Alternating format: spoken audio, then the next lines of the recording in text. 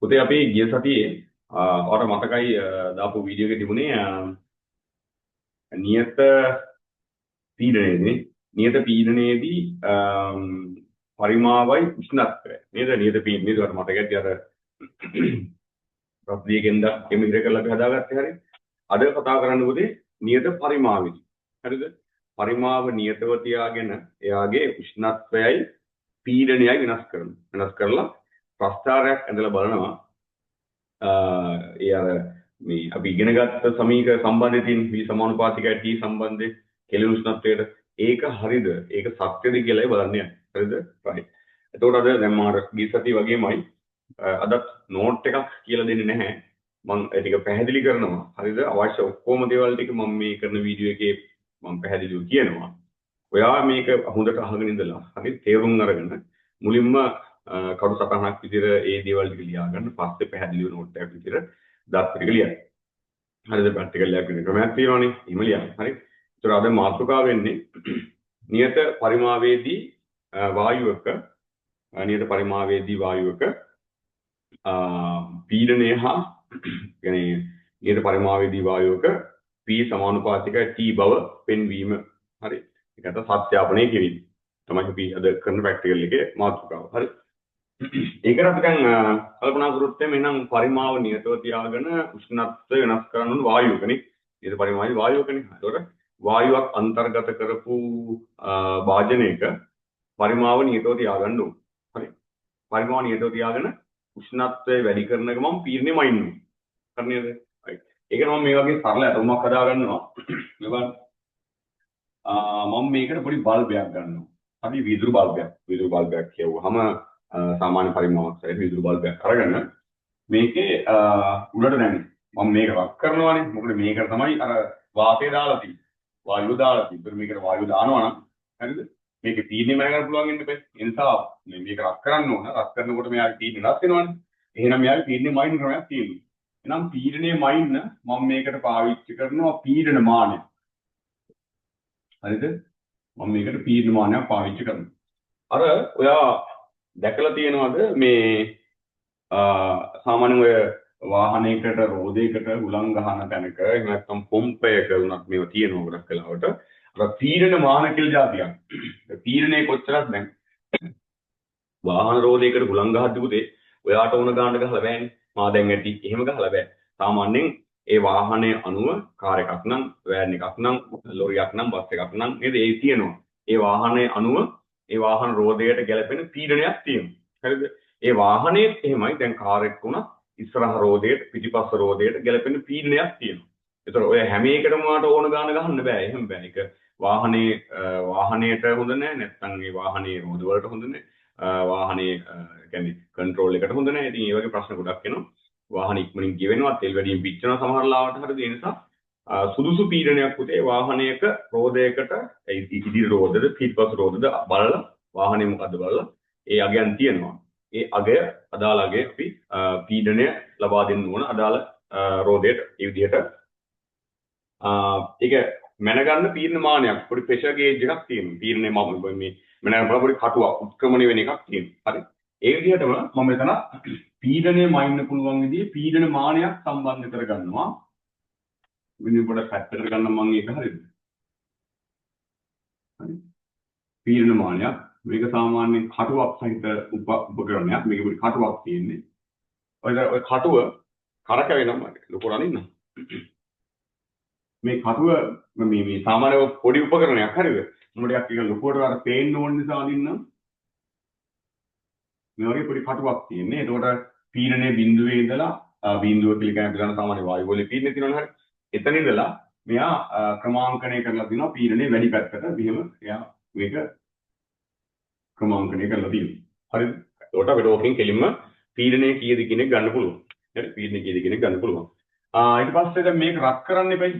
පීඩනය වෙන ගන්න හරි. මේක රත් කරන්න. ඒ රත් කරන්නේ මෙයාවනේ. ඒතර මෙයාව රත් කරනකොට එයාගේ වායුවේ ඇතුළේ උෂ්ණත්වය මැනගන්න ඕනේ. වායුවේ ඇතුළේ උෂ්ණත්වය මැනගන්න ඕනේ. එතකොට කොහොමද වායුවේ ඇතුළේ උෂ්ණත්වය මැනගන්නේ මේකේ? අර ගිය සතියේ කරපු දේ කරමු. මොකද්ද? දැන් අපිට මේක අස්සක උෂ්ණත්ව මානයක් දාගන්න බැහැනේ. ඕන්නම් මෙහෙම හී කරලා දාන්න පුළුවන්. නමුත් ඊට වඩා අපිට පහසු ක්‍රමයක් තමයි අපි මේක දාමු ජල වාජනයකට. හරිද? දාලා අපි මේකට ආසන්නව දාමු උෂ්ණත්වමානය. අර ගිය සතිය කරේ. මේක සම්පූර්ණයෙන් වැහෙන්න දාමු ජලය. මොකද ජලය උකට දාන්න ඕන සම්පූර්ණයෙන් වැහෙන්න. එහෙම නැත්නම් මේ බල්බය අපිට ඕන විදිහට රත් වෙන්නේ නැහැ නේ. හරි ඒ නිසා මේක වැහෙන්න සම්පූර්ණයෙන්ම ජලය දාන්න ඕන. දැන් මට පුළුවන් මෙයාව සෙල්සියස් අංශක 10න් 10ට වගේ ක්‍රමානුකූලව රත් කරන්න පුළුවන්. හරිද? ක්‍රමානුකූලව රත් කරන්න පුළුවන් දැන් මේ වාජනේ මත. හරි?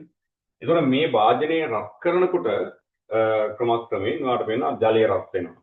ඊට පස්සේ ජලය ඇතුලේ තියෙන මේ වීදුරු බල්බයේ ඇතුලේ තියෙන වාතය රත් වෙනවා. ඒ රත් වීම නිසා යාගේ පීඩනය වැඩි වෙනවා. ඒ පීඩනය මට මෙතනින් මැනගන්න පුළුවන්. හරිද? දැන් සාමාන්‍යයෙන් මේ තාපයේදී අර ප්‍රැක්ටිකල් කලින් එකට කතා කරපු දේවල් ටික මේවට බලංගුයි. ඒ කියන්නේ මෙතන වීදුරු වාජනය තෝරගන්නකොට මේක තුනී වීදුරු වාජනයක්. හරි ඔය බල්බයක් කියලා අපි ඔකට කියන්නේ. ඔය වීදුරු බල්බය තුනී වෙන්න ඕන. අර සාමාන්‍යයෙන් අපි මේ සූත්‍රිකා බල්බ කියලා අපි ඔය මේ ගෙදර බල්බ මේ හයි කරන හෝල්ඩර්ස් වල අන් ඒ වගේ සූත්‍රිකා බල්බ වල එක තුනී වීදුරුවක් නේ තියෙන්නේ. අන් ඒ වගේ තුනී වෙනවා නම් මේක වඩා හොඳයි. හරිද? ඒ වගේ බල්බයකින් අපිට මේක හදා ගන්න පුළුවන් නම් මේක වඩා සාර්ථකයි. හරි? right. එතකොට ඒ වගේ තුනී වීදුරු ඝනකමක් සහිත වීදුරු බල්බයක් වෙනකොට අපිට තියෙන වාසිය තමයි ජලයේ පිට උෂ්ණත්වය ඇතුළු උෂ්ණත්වයට සමානයි කියලා සලකන්න පුළුවන්. ඔයා දන්නවනේ ඉස්සරෙත් මම කියවනේ වීදුරුවේ ඝනකම වැඩි වෙන්න ඇතුළේ උෂ්ණත්වයයි පිට උෂ්ණත්වයයි වෙනස්. ඒක වෙනස් වුණොත් එහෙම අපිට ඒක මයින් උෂ්ණත්වය වැරදිනේ හරි. අපි මයින් එක පිට උෂ්ණත්වය නේද? ඒ නිසා වර්ධිනවා. ඒ වැරද්ද නිසා තමයි අපි ඒක ඒ කොහොමත් පොඩි අවුලක් විතර තියෙනවා. ඒක හදාගන්න තමයි අපි මේ වැඩේ කරන්න පුළුවන් තරම් අවම කරගන්න. හරිද? right. එතකොට අපි මෙයාව එලිසවන 10න් 10ට රත් කරන ගමන් තමයි අපි මේ වැඩේ කරගෙන යන්නේ. එතකොට 10ට අපි නිකන් හිතමුකෝ ආරම්භයේ තියෙන කාම උෂ්ණත්වය කියලා. මයින්ව කාම උෂ්ණත්වය කීයද කියලා අදාළ පීඩනය මැනගන්න. හරි. ඒ වාස්තේ 10ක් රත් කරනවා. හැබැයි පුතේ 10ක් රත් කරනකොට අනු සෙල්සියස් අංශක 10ක් රත් කරනකොට ඒ රත් වෙච්ච ගමන්, ඒ කියන්නේ අපි කියමුකෝ 40ට ආවා කියලා. මෙයා 40 පෙන්නපු ගමන් පීඩනය මැනගන්න හොඳ නැහැ. හරිද? මෙයා 40ට ආවට පස්සේ අපි කරන්න ඕන මෙන්න මේ 5000කින් මේක අපි රත් කරනවා නම් 5000කේ දැල්ල පාලනය කරන්න. රත් වීම අඩු වෙන විදිහට පාලනය කරන්න. පාලනය කරලා අපිට පුළුවන් මෙයා සෙල්සියස් 40 ටික වෙලාවක් තියන්න. අපි 30 මැන්නා පීඩනය 40ට ආවට පස්සේ අපි 40 කියන උෂ්ණත්වයේ ටික වෙලාවක් මන්ත්‍රණය කරමින් තියාගන්න. ඒ තියාගන්න එකේ වාසිය මොකද්ද? එහෙම තියාගන්නකොට මෙයා 40 ටික වෙලාවක් තියාගන්නකොට මෙයාගේ තාපය අරගෙන මෙන්න මේ ඇතුලේ තියෙන වාතය 40ට ආසන්න වෙනවා. 40ට එනවා කියලා අපිට කියන්න පුළුවන්. හරිද? ඒ නිසා ටික වෙලාවක් තියාගත්තාම මොකද වාතය කියන්නේ දුර්වල සන්නායකයක්, තාප සන්නායකයක්. ඒ නිසා එයා රත් වෙන්නේ හිමීට. අපි ටික වෙලාවක් දුන්නොත් එයාට පුළුවන් අදාළ උෂ්ණත්වයට එන්න. ඒ නිසා තමයි අපි ඒක හිමීට රත් කරන්නේ. සහ හිමීට රත් කරන්නේ සහ ඒ අදාළ උෂ්ණත්වයේ ටික වෙලාවක් තියාගන්න. පැහැදිලිද? අපි ඉක්මනින් උෂ්ණත්වය වැඩි කරන ගමන් මේ 40 උෂ්ණත්වය ගත්තා. ඒත් එක පීන්නේ මෙන්න. එහෙම කිව්වොත් පුතේ ජලය රත් වෙයි. හැබැයි මෙයා දුර්වල තාප සන්නායකයක් හින්දා මෙයා ඉක්මනින් මෙයා 40ට ආවත් මෙයා 40ට ඇවිල්ලා නැහැ. සමහරවිට 38යි. වෙනසක් තියෙනවා නේද? 38න් තමයි ඒකට පීඩනය හොයාගෙන තියෙන්නේ. ඒතර වැරදිනකොට අපි කරන දේ තේරෙනවද? ඒ නිසා තමයි ටික වෙලාවක් තියාගන්න. හරිද? ඔන්න ඔය විදිහට අපිට පුළුවන් උෂ්ණත්වයත් එක්ක පීඩනය ප්‍රස්ථාරගත කරන්න. හරි පීඩනය අපි උෂ්ණත්වයත් එක්ක ප්‍රස්ථාරගත කරනවා. මයිනස් සෙල්සියස් වලින් නේ. හරි. right. එතකොට අපි ප්‍රස්ථාරය පුතේ මෙන්න මෙහෙම හම්බෙන්නේ. මෙහෙම හම්බෙන්න ඕන. ඔයා ප්‍රැක්ටිකල් එක සාමාන්‍යයෙන් නේද? දෝෂ අඩුවෙන් කරපු ප්‍රැක්ටිකල් එකක් නම් ඔයාලා මේක සල් රේඛියව හම්බෙන්නේ. හරිද? ඒක දික් කරොත් අපිට පේනවා සෙල්සියස් අංශක -273. يعني කෙල්වින් බිඳුවට ආසන්නව මෙයා මේ T අක්ෂය මෙතන කැපෙන බව පේනවා. අපිට ඒක ඔය අනුක්‍රමණය හොයාගන්න පුළුවන්. මේ උස හොයාගන්න පුළුවන්නේ. මේ උස හොයාගන්න පුළුවන් නිසා අපි මේ ප්‍රස්ථාරයේ අනුක්‍රමණය හොයාගත්තොත් මේ කැපෙන උෂ්ණත්වය -273 කියන එක හොයාගන්න පුළුවන්. හරි. අපිට මෙන්න මේ විදිහේ විචලනයක් හම්බ වෙනවා නම් අපි කියනවා එහෙනම් කතාව හරි. මොකද්ද? නියත පරිමාවේදී පීඩනය සමානුපාතිකයි උෂ්ණත්වයට. මේක තමයි සත්‍යාපනය කරන්නේ. හරි. එහෙනම් 273ට එනවා නම් මේක අපිට කියන්න පුළුවන් නියත පරිමාවේදී පීඩනය උෂ්ණත්වයට කෙල්වින් උෂ්ණත්වයට සමානුපාතිකයි කියලා. කියපු දේ හරි නේද? right හරි. එහෙනම් ඕක තමයි සාමාන්‍ය ප්‍රැක්ටිකල් එක. පොඩි ප්‍රැක්ටිකල් එකක්. බොහොම පොඩි එකක්. හරි. එතකොට අර කලින් කිව්වා වගේ අපිට ඕන මේකට ඕන උපකරණ ටිකක් තියෙනවා. මම පටපට ගාලා පුතේ කියාගෙන යන්නම්. ඒක ටුටක් අර කලින් වගේ නෝට් එකක් දාගන්න. හරි. ලියන්න. උපකරණ විදිහට මේක පාවිච්චි කරන්න පුතේ පීඩන ආමානය සහිත නියත පරිමා වායු උපකරණ. ඒ කියන්නේ මෙන්න මේ සෙට් එකම. හරි. ඒ සෙට් එකම ගන්න. පීඩන ආමානය සහිත නියත පරිමා වායු උපකරණ. ඊපස්සේ උෂ්ණත්ව මාන. හරි. මේක මන්තේකුත් නොදාලා නැහැ මන්තේකුත් දාන්න. හරි. උෂ්ණත්ව මාන. ජලය සහිත බීකරය. මන්සන් 17 මන්තේ. හරි. මන්තේ. ඒතර අදාළ දේවල් ටික මේක ලකුණු කරගන්න. හරි. ඒක මම කරන්න ඕනේ නැහනේ. හරි. ඊට පස්සේ අපි යනවා සිද්ධාන්තයට. ඒතර සිද්ධාන්තයේදී මේ රූපය අඳ ගන්න ඕන. ඊට පස්සේ කියන්න ඕන නියත පරිමාවේදී ගත්තොත් PV සමාන NRT සමීකරණය V පරිමාව නියත වෙනකොට V සමානුපාතිකයි T. එහෙනම් අපි අදින ප්‍රස්ථාරය මෙන්න මේ විදිහේ ප්‍රස්ථාරයක් නම් දැන් මම මේ සිද්ධාන්තය කියන්නේ මේ විදිහේ ප්‍රස්ථාරයක් නම් කියන්නේ සමානුපාතික වෙනවා නම් මේක 270 කැපෙනවා නම් අපිට කියන්න පුළුවන් මේ අපි පෙන්වන්න හදන දේ පීඩන සමානුපාතිකයි උෂ්ණත්වය කියන එක නිවැරදි. සත්‍යාපනය කිරීමක් මුද කියන්නේ කරන්නේ නැහැ නිසා P සමානුපාතිකයි T වෙනවා කියලා පෙන්වන්න පුළුවන්. ඒක රූපෙන්දලා නියත පරිමාවේදී පීඩනය සහ උෂ්ණත්වය ප්‍රස්ථාරගත කරා ඒ ලැබෙන ප්‍රස්ථාරය 273 හරහා යනවා නම් අපි කියනවා P සමානුපාතිකයි T ප්‍රකාශනයේ මේ සම්බන්ධතාවය සත්‍යයි කියලා. හරිද? ඒක තමයි සිද්ධාන්තය වෙන්නේ. ඊට පස්සේ ඒක සිද්ධාන්තයේ පුතා මේක ඕන මෙන්න මේ සමානුපාතික සම්බන්ධය ඕන. ඊට පස්සේ ප්‍රස්ථාරය ඕන. හරි ප්‍රස්ථාරය 273 යනවා නම් කියන්නේ සම්බන්ධය සත්‍යයි කියලා. මේ සමානුපාතික සම්බන්ධ සත්‍යයි කියලා කියනවා. ඒක තමයි සිද්ධාන්තය. හරි. ඊට පස්සේ ක්‍රමය සාමාන්‍ය ක්‍රමය විදිහට ගත්තාම කොහොමද එන්න ඕන? හරි. රූපේ පරිදි අහගන්න ලොකු ඉස්සර කියන්න ඕනේ නැහැ. රූපේ පරිදි උපකරණ කට්ටේ සකස් කරනවා. ඊට පස්සේ අදාළ උෂ්ණත්වයේ කාම උෂ්ණත්වයේදී අපිට පුළුවන් පීඩනය සහ අදාළ උෂ්ණත්වය සහ පීඩන මානේ පාවිච්චි කරලා ගන්න පුළුවන්. හරිද? right. ඊට පස්සේ සෙල්සියස් අංශක 10 බැගින් උෂ්ණත්වය වැඩි කරමින් හරි උෂ්ණත්වය සහ මෙන්න මේ වායුවේ පීඩනය මැන ගන්නවා. හරිද? ඒකම කරන්නේ. ඒ ක්‍රමය හරි පීඩනය මැන ගන්නවා. ඒ ලබාගත් මොනවද උෂ්ණත්වයත් එක්කගත පීඩනය PT ප්‍රස්ථාරයක අඳිනවා. ක්‍රමේ තමයි කියන්නේ PT ප්‍රස්ථාරයක අඳිනවා. ඊට පස්සේ ඒ ලැබෙන ප්‍රස්ථාරය සම්පූර්ණ කරලා එයා උෂ්ණත්ව අක්ෂයේ කැපෙන තැන අපි නිරීක්ෂණය කරනවා. ඒක 273ට ආසන්නව නම් කැපෙන්නේ අපි කියනවා P සමානුපාතිකයි T ප්‍රස්ථාරය නැත්නම් P සමානුපාතිකයි T සම්බන්ධය සත්‍යයි කියලා. ඔය තමයි ක්‍රමය. හරිද? ඊපස් මේකේ විශේෂ කරුණු ටිකක් තියෙනවා පුතේ කියන්න. හරි. ඒ තමයි අර කලින් කියපු මෙන්න මේ බල්බය තුනී වෙන්න ඕනේ. හරිද? ඔය විශේෂ කරුණු වලට සාකච්ඡාව කියලා කියන්නේ. ඒ සාකච්ඡාවට විශේෂ කරුණු කිව්වන් පස්සේ ඇයි එහෙම වෙන්නේ කියන එකත් පුතේ ලියන්න පුළුවන් තැන් වල ලියා ගන්න. හරි? right. මේක තුනී වෙන්න ඕන. තුනී වෙන්න හේතුව තමයි ජලයේ උෂ්ණත්වය වායු උෂ්ණත්වයට ආසන්නයෙන් සමාන කරගන්න නිසා. හරි? ඊට පස්සේ තව එකක් තමයි මේ බල්බේ පරිමාවට සාපේක්ෂව මෙන්න මේ කොටසේ නලය සිහින් වෙන්න ඕන. හරි? ඒ කොටසේ නලය සිහින් වෙන්න ඕන. ඒකට හේතුව තමයි අපි රත් කරන්නේ මෙයානේ පුතේ. හරිද? මෙයා රත් කරන්නේ මේ කොටස රත් වෙන්නේ නැහැ නේ පුතා. පැහැදිලිද? ඒකට මේ කොටස රත් කරනකොට මෙන්න මේ කොටස රත් වෙන්නේ නැහැ. මෙන්න මේ රත් නොවන කොටසේ තියෙන වායුව මගින් ඇති කරන බලපෑම අවම වෙන්න තමයි පුතේ මෙන්න මේ නලය සිහින් වෙන්න ඕනේ. ඒතකොට එයාගේ රත් නොවන කොටස නොසලකා හරිය හැකි නම් ප්‍රශ්නයක් නෑ අපිට. මෙතන උෂ්ණත්වය සමස්ත වායු උෂ්ණත්වය කියලා ගන්න පුළුවන්. හරිද? නමුත් මේක සැලකිය යුතු පරිමාවක් තියෙනවා නම් හරිද? සැලකිය යුතු පරිමාවක් තියෙනවා නම් අපිට කියන්න පුළුවන් කමක් නෑ.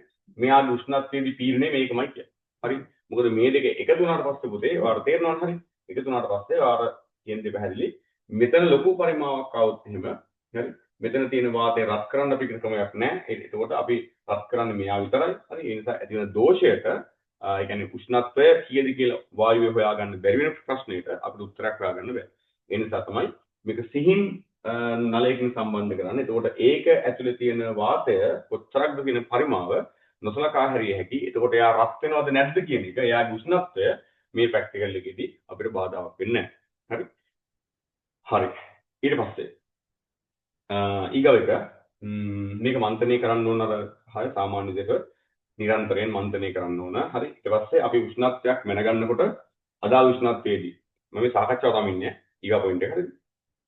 සෙල්සියස් 40 උෂ්ණත්වය නම් උෂ්ණත්වයේදී පීඩන මැනගන්නේ අපි සෙල්සියස් අංශක කියන්නේ 5000ක පාලනය කරමින් සෙල්සියස් අංශක 40 මද වේලාවක් පවත්වා ගන්න ඕන. ටික වේලාවක් තියාගන්න. ඊළඟට දෙක විතර තියාගන්න. එහෙම තියාගන්න තමයි සෙල්සියස් අංශක 40ද කියලා නැවත පරීක්ෂා කරලා හරි ඒ වෙලාවේ පීඩනය මැනගන්න. හරි පීඩනය මැනගන්න. ඒකට හේතු තමයි මේ ඇතුලේ තියෙන වාතය කියන්නේ දුර්වලතාව සන්නායකයක්. ඒ නිසා ජලයේ උෂ්ණත්වය ඇතුලේ තියෙන වාතයේ උෂ්ණත්වයට සමාන වෙන්න ටික වෙලාවක් යනවා. ඒ කාලය තමයි අපි දෙන්නේ. හරි. right. ඒ වගේම එතකොට වඩා නිවැරදි පුතේ. හරිද? එතකොට ඒක තමයි හේතුව. 40 ටික වෙලාවක් තියාගන්න හේතුව මෙයා උෂ්ණත්වය මෙයාට හැකි තාක් සමාන කරන්න.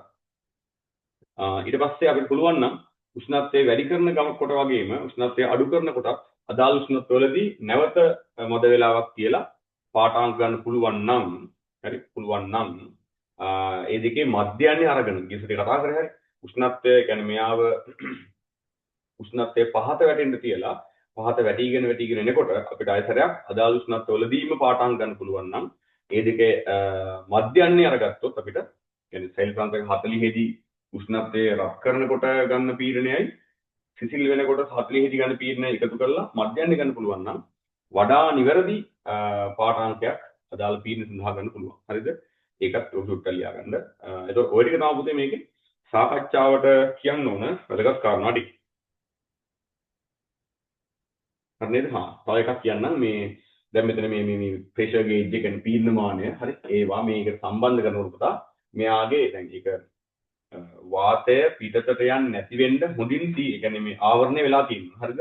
මේවා හයි කරනකොට මේ වගේ වාතය පිටතට ගියොත් එහෙම මේ ප්‍රැක්ටිකල් එක වැරදිනවා. ඒ නිසා මේවා හරහා හොඳින් ආවරණය වෙලා තියෙන වාතය පිටතට යන්න බෑ. හරි?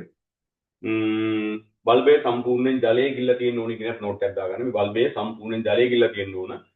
ඒක නැත්නම් ඇතුලේ උෂ්ණත්වය අපිට ජලයේ උෂ්ණත්වය කියලා ගන්න පුළුවන් කමක් නැහැ. හරි? හරි.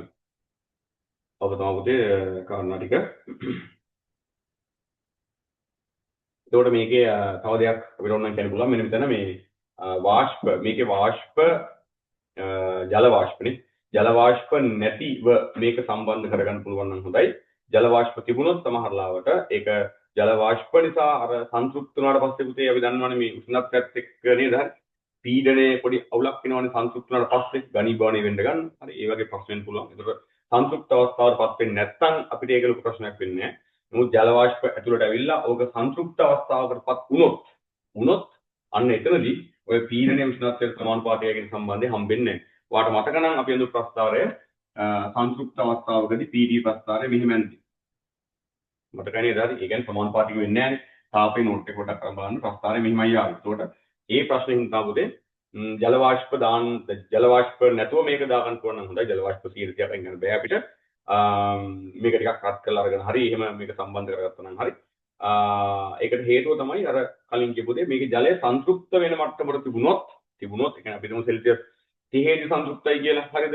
ඒතකොට 30 ආසන්නයේ ගන්න මිනුම් රේඛීය ප්‍රස්තාරයක් හම්බෙන්න මිනුම් වෙන්නේ නැති වෙන්න පුළුවන්. හරි. ඒ නිසා තමයි කියන්නේ මේක සංතෘප්ත මට්ටමට ජල වාෂ්ප තිබුණ නැති වුණා නම් ඇති. ජල වාෂ්ප ටිකක් තිබ්බර කමක් නැහැ. සම්පූර්ණයෙන් ගන්න බෑ. ඒක සාමාන්‍යයෙන් හරිද? අපි සාමාන්‍යයෙන් ඔය වියලි වාතය කියලා කතා කරත් වියලි වාතය කියලා කිව්වන් පස්සේ ඒක 100%ක් ජල වාෂ්ප නැහැ කියන කතන්දරේ නෑ. හරිද? ඒක එයා පැහැදිලිවම කිව්වොත් ජල වාෂ්ප නැහැ කියන එක හරි. 100%ක් නැහැ එතකොට. එහෙම නැත්නම් වියලි වාතය කියන එකේ තේරුම් පුතේ අනිත් තැන් වල සාපේක්ෂව වියලි කියන එක. තේරෙනවද කියන එක? වියලි කියලා කියන්නේ ජල වාෂ්ප නැහැ කියන එකම නෙවෙයි. හරි තේරුම් ගන්න. ඒ නිසා මේක මේ ජල වාෂ්ප 100%ක් අයින් වෙන්න ඕනේ නැහැ. ජල වාෂ්ප නැති වුණා නගෙන සංතෘප්ත නොවන මට්ටමකට තිබ්බනම් මේ ප්‍රමාණවත්. හරිද? එහෙම කරගත්ත එහෙම විදිහට මේක හදා ගන්න ඕන. ඒකත් සාකච්ඡාවට පොඩ්ඩක් ඇතුළු කරගන්න.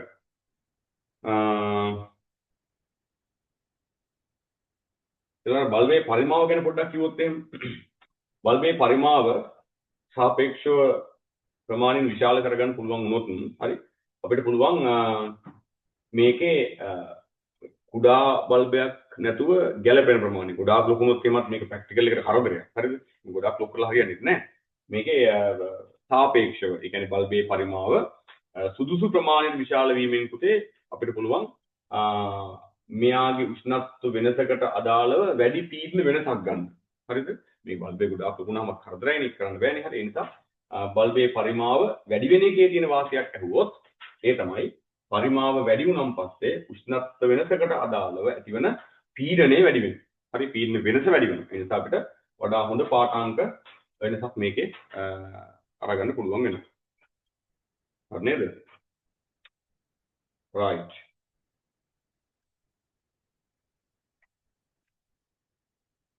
ඔය ටික තමයි පුතේ කියන්න තියෙන්නේ.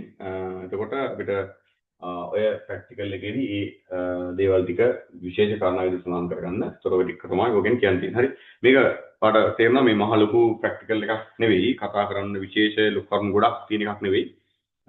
සාමාන්‍යයෙන් පොඩි මේ වගේ එකක් ඉතින් භාගයට මේ විදිහටම අහයි කියලා කියන්න බෑ. පොඩ්ඩක් වෙනස් කරලා අහන්න පුළුවන්. ඒකත් එහෙම අදාළ වෙනස තේරුම් ගන්න.